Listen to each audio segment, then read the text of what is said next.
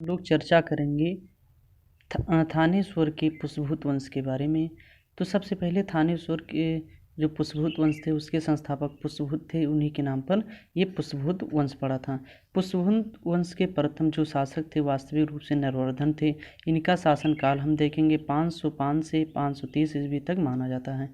फिर उसके बाद दूसरे शासक जो होते हैं राजवर्धन प्रथम होते हैं। राजवर्धन प्रथम होते हैं 530 ईस्वी से 555 ईस्वी तक होते हैं। फिर जो तीसरे शासक होते हैं आदित्यवर्धन 555 से 580 ईस्वी तक होते हैं। फिर उसके बाद प्रभाकर वर्धन होते हैं 580 से और 605 ईस्वी तक माने जाते हैं। हम उसके बाद हम लोग देखेंगे प्रभाकर वर्धन जो मेन उसके बारे में चर्चा करेंगे। प्रभाकर वर्धन का समय सीमा जो थी 580 से 605 ईस्वी तक मानी जाती। उपाधि क्या थी? परम भट्टारक, महाराजा अधिराज। और जो इसमें हर्षचरित में उल्लेख किया गया है प्रभाकर वर्धन की उपाधि के बारे में, उसके बारे में हम लोग देखेंगे। जैसे लिखा है हूण हरिण केसरी, मतलब हूणों के लिए सिंह के समान जाने जाते थे। और सिंधु राज ज्वर, और इसका अर्थ होता है सिंधु राज के लिए ज्वर के समान जाने जाते हैं। ये सब उल्लेख हर्षचरित में, बाणभट्ट के हर्षचरित में मिलता है। फिर उसके बाद है गुर्जर प्रजागर, मतलब गुर्जरों की नींद हराम करने वाला कहा गया है। फिर उसके बाद इन्होंने किस धर्म को मानते थे? धर्म शैव धर्म था। और किसके उपासक होते थे? ये सूर्य के उपासक थे। और वैवाहिक संबंध स्थापित किया था मौखरी राजा गृहवर्मन से अपनी पुत्री राजश्री का विवाह किया था। फिर उसके बाद आते हैं इनके ये मतलब हूणों से युद्ध करते हुए उत्तर भारत में ही इनका जीवन बीत जाता है। और इनकी मृत्यु 605 ईस्वी में हो जाती है। फिर इनके बाद इनके पुत्र आते हैं जिसका नाम राजवर्धन था। राजवर्धन का समय 605 से 606 ईस्वी तक माना जाता है। इनके पिता का नाम प्रभाकर वर्धन और माता का नाम यशोमती और बहन का नाम राजश्री। और इनके जो छोटे भाई थे उसका नाम हर्षवर्धन था। और इनके बहनोई का नाम गिरिवर्मा था, जो ये मौखरी वंश से संबंधित। इनके समकालीन शासक के बारे में देखेंगे। जो समकालीन शासक थे बंगाल का शासक शशांक और मालवा के राजा देवगुप्त, जिन्होंने इनकी षड्यंत्र के द्वारा राजवर्धन की हत्या कर दी थी। देवगुप्त के द्वारा राजवर्धन की हत्या कर दी गई थी और उस राजवर्धन के बहनोई की भी हत्या कर दी गई थी और राजश्री को बंदी बना लिया गया था कन्नौज में। फिर हम लोग देखेंगे हर्ष के बारे में। हर्षवर्धन को जानने के लिए कौन कौन से साधन हैं? सबसे पहले देखेंगे सम्मान परिचय। क्या देखेंगे? सम्मान परिचय। हर्षवर्धन किस वंश से संबंधित है? पुष्पभूत वंश से है। और इसका शासनकाल हम देखेंगे। शासनकाल 606 से 647 ईस्वी माना जाता है। प्रारंभिक राजधानी क्या थी? थानेश्वर या हरियाणा में है, वर्तमान में हरियाणा में है। तो दूसरी राजधानी क्या थी? कन्नौज थी। और इसके बाद हम देखेंगे इनके पिता का नाम प्रभाकर वर्धन, माता का नाम यशोमती और बड़े भाई का नाम राजवर्धन द्वितीय था। और इनकी बहन का नाम था राजश्री था और इनके बहनों का नाम गिरिवर्मा था। और उपाधि इन्हें परम सौगात और शिलादित्य की उपाधि मिलती है। जो शिलादित्य की उपाधि है उसे हेन स्वांग अपनी पुस्तक में उल्लेख किया है। और परम सौगात की उपाधि जो हर्ष का अभिलेख है, मधुबनी का अभिलेख और बांसखेड़ा के अभिलेख में, उसमें परम सौगात की उपाधि मिलती है। फिर हम देखेंगे हर्ष के अभिलेख कौन कौन से हैं।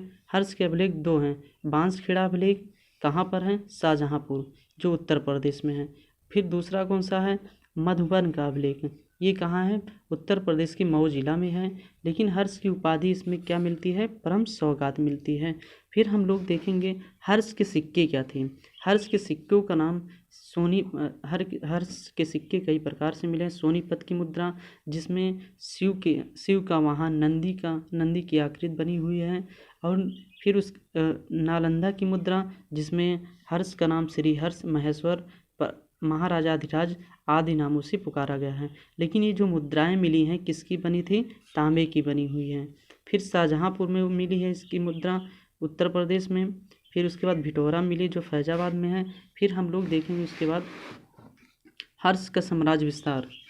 हर्ष के साम्राज्य विस्तार बंगाल में जब इसकी बहन की जब हर्ष की एक पॉइंट हम लोग देखेंगे, हर्ष की हर्ष की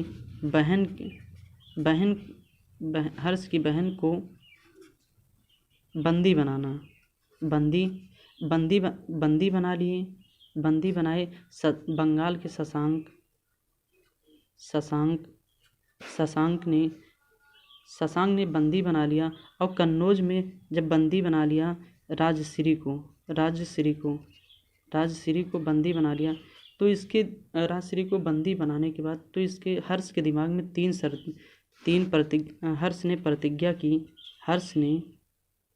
हर्ष ने प्रतिज्ञा की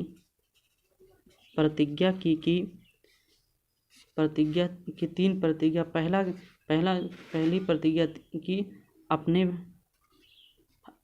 राजवर्धन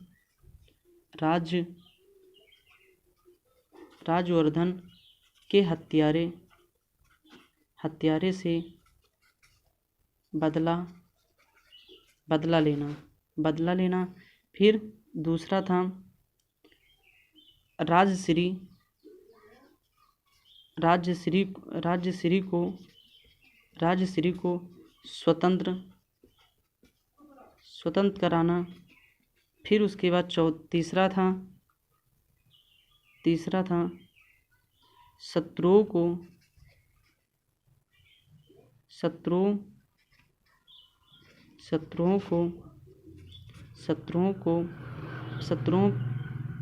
पराजित करना ये काम था। तो हर्षवर्धन ने ऐसा सबसे पहले बंगाल पर किया। बंगाल का शासक वहाँ पे कौन वंश था? गौड़ वंश था। वहाँ का शासक शशांक, हर्षवर्धन ने इसे पराजित कर दिया। फिर वल्लभी पर आक्रमण करता है जो गुजरात में है। यहाँ का शासक ध्रुवसेन द्वितीय था जिसे हर्ष ने पराजित किया अपने साम्राज्य में मिलाने। फिर वहाँ दक्षिण पर आक्रमण करता है जहाँ पर पुलकेशिन द्वितीय चालुक्य वंश का राजा था। इसने हर्ष को नर्मदा नदी के तट पर पराजित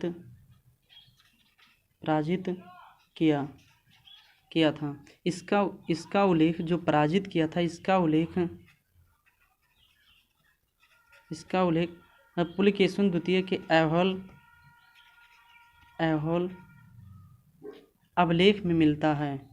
बस हम लोग फिर थोड़ा और देखेंगे हर्षवर्धन के धर्म के बारे में। हर्षवर्धन का धर्म क्या था? हर्षवर्धन प्रारंभ में शैव धर्म को मानता था। बाद में ये बौद्ध सभा होती है कन्नौज में।